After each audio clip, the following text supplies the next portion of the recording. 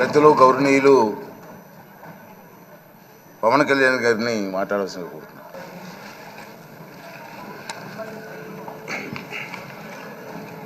పదహారవ శాసనసభకి ఏకగ్రీవంగా ఎన్నికైన సభాపతి శ్రీ చింతకాయల అయ్యన్ పాత్రుడు గారికి హృదయపూర్వక నమస్కారాలు, మీకు శుభాకాంక్షలు. ఇది నేను మొదటిసారి అసెంబ్లీలోకి అడుగు పెట్టడం. ఇలాంటి సుదీర్ఘ రాజకీయ అనుభవం ఉన్న దాదాపు 7 సార్లు ఎమ్మెల్యేగాను, ఒకసారి పార్లమెంట్లో అడుగుపెట్టిన మీకు, Panchayati Raj, technical education, forest, R&B అనేక మంత్రిత్వ శాఖల్ని సమర్థవంతంగా నిర్వహించిన మీకు ఈ సభాధ్యక్షుడు, ఈ స్పీకర్ స్థానంలో కూర్చోవడం నాకు చాలా ఆనందంగా ఉంది. ఎన్ని దశాబ్దాలు ప్రజలు రాజకీయ జీవనంలో, ఎన్ని దశాబ్దాలు ప్రజలు మీ వాడి వేడి చూశారు. మీకు కోపం వస్తే ఋషికొండను చెక్కినట్టు ప్రత్యర్థులకి పదునైన ఉత్తరాంధ్ర యాసలో గుండు కొట్టేస్తారు.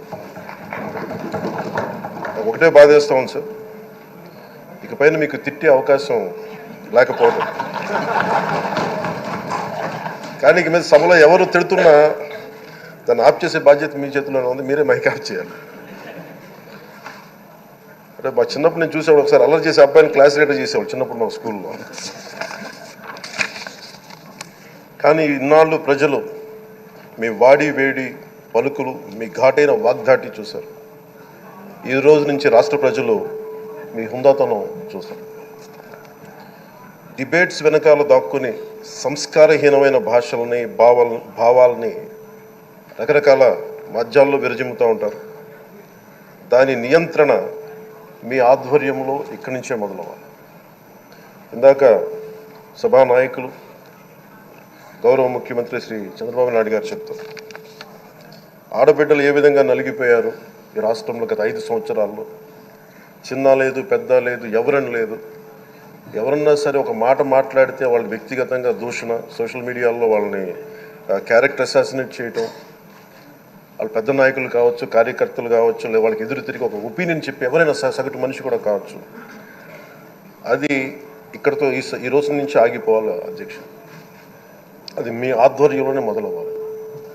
గత ప్రభుత్వం తాలూకు సభ జరిగిన విధానం చూస్తే ఈ వ్యక్తిగత దూషణ ఇవన్నీ చాలా ఇబ్బంది పెట్టే ప్రజలు. ఈ రోజున వాళ్ళకి 11 సీట్లకు పరిమితం అయ్యారు. ఈరోజు లేరు, ధైర్యం లేదు వాళ్ళకి.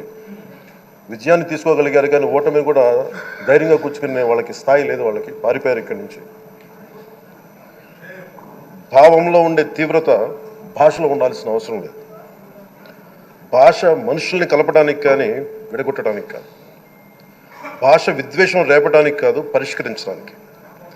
ఎంత జటిలమైన సమస్య అయినా, భయంకర సమస్య అయినా చర్చల ద్వారా పరిష్కరించుకోవడానికి కానీ వివాదం సృష్టించడానికి కాదు.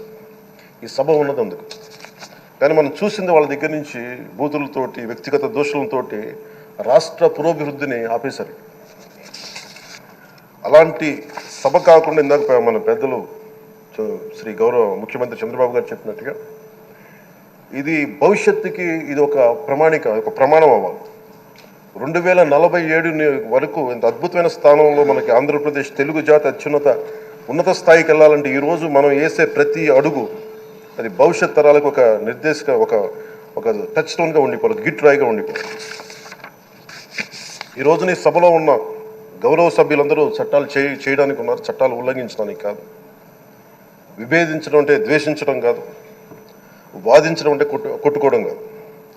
ఇవన్నీ విభేదించడం, వాదించడం ఇవన్నీ ప్రజాస్వామ్యానికి చాలా మౌలికమైన పునాదులు.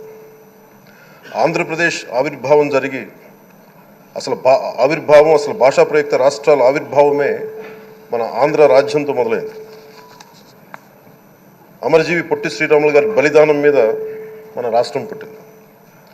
56 రోజులు తిండి తిప్పలు తినకుండా నరకం అనుభవిస్తూ ఆయన బలైపోయారు. ఆయన మరణానికి చేరువవుతూ ఆమరణ నిరాహార దీక్ష చేసిన ప్రతిరోజు మనకి దాదాపు ఈ సుదీర్ఘమైన 6 దశాబ్దాల కాలం, 1.5 సంవత్సర కాలం అంటే ఆయన ప్రతిరోజు చావుకి చేరువవుతూ భోజనం లేకుండా ఆయన గడిపిన ప్రతిరోజు మనకి 1.5 సంవత్సర కాలం.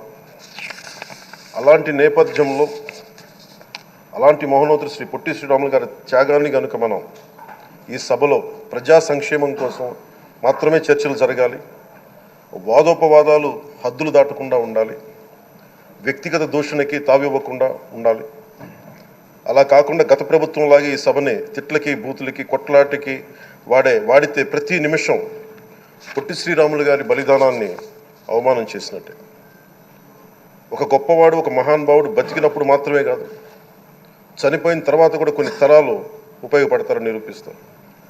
అలాంటి కోవకు చెందిన మహానుభావులు ఆంధ్ర రాష్ట్ర సృష్టికర్త, భాషా ప్రయుక్త రాష్ట్రాలకు శ్రీకారం చుట్టిన ద్రష్ట, అమరజీవి శ్రీ పొట్టి శ్రీరాములు గారి స్మృతిలో ఒక విలువలతో కూడిన ఒక సత్సాంప్రదాయాన్ని తెరలేపుతూ మీ ఆధ్వర్యంలో ఈ సభ జరగాలని, ఈ 5 ఏళ్ల ప్రజా ప్రస్థానంలో ఈ విలువైన 5 ఏళ్ళు రాబోయే తరానికి గొప్ప భవిష్యత్తునిచ్చేలా, అన్నం పెట్టే రైతుకి, కౌలు చేసుకునే రైతుకి, రైతు కూలీకి అండగా ఉండేలా, మహిళలకి భద్రతతో పాటు ఉన్నత స్థాయికి ఎదిగేలా, ప్రభుత్వ ఉద్యోగులకి భద్రత కల్పించేలా, పశువు, పక్షి, ప్రకృతి సర్వజనులందరికీ కూడా మతాలకి, ప్రాంతాలకి అతీతంగా సుభిక్షంగా అభివృద్ధి పదంలో ఆంధ్రప్రదేశ్, ఆంధ్ర రాజ్యం అద్భుతమైన ప్రగతి సాధించేలా ఈ చర్చలు సాగాలని కోరుకుంటూ, సభాపతి అయ్యన్న పాత్రుడి గారికి మీ ఆధ్వర్యంలో ఈ సభ ఒక సరికొత్త సాంప్రదాయానికి, సత్సాంప్రదాయానికి